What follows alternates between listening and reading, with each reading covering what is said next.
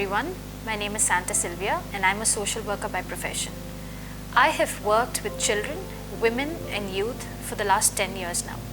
And today, I will be talking with you about digital addiction and pornography. Digital addiction is a real growing problem and can take the form of smartphones or cell phone addiction, social media addiction, or even internet addiction. Firstly, talking about digital addiction, it is told that around 91% adults keep their smartphones within their arm's reach. Around 22% use smartphones in the loo. 84% people take phones to their bed. 56% people check their phones even during meals. About 15% admit that they text while driving, which is so dangerous. And 55% people watch videos every day, while only 33% people use phones for actual work. Now this is called digital addiction and it harms us in various ways. But talking about other addictions like smoking or drinking or even drugs for that matter, there is help that is available.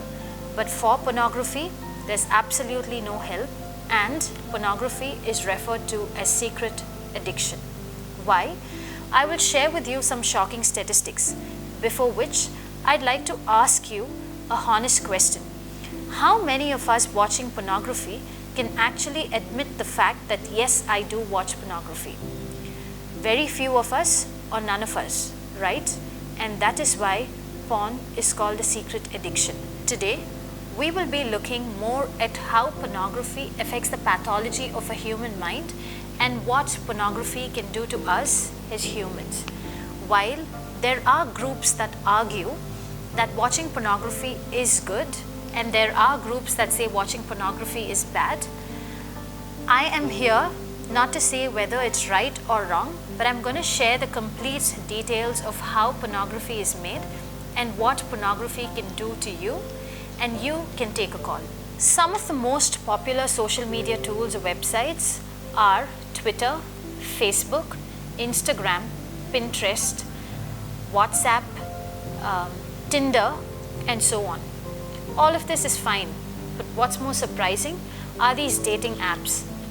Recently, I was talking to a young girl who shared with me about how her boyfriend happened to take her to a coffee shop and then introduced her to another couple in the coffee shop, and the couple apparently started interviewing her and asking her what she likes and what her dislikes are. Initially, this girl has had no clue of what's happening, and then later she learned the dark secret of her relationship with a boy, where he has a fantasy towards exchanging couples. And this was a shocking truth for her. But unfortunately, because she loved the boy so much, or she was deeply in love with this young boy, she agreed to what her boyfriend was saying. Finally, they had to exchange partners. So the young couple that she was introduced to, this girl who was talking to me, had to go and privately with this other boy who came in that day and who she just had met, and her boyfriend would go out with this other girl that he met in the coffee shop. And they say where all of this happened, where the exchange of interest happened, it was through an app, a dating app called Tinder. It doesn't just end here, but there are many such crazy things happening around us. It's just that we are not aware of a lot of things that happen around us. And the root cause for all of this is technology and the addiction.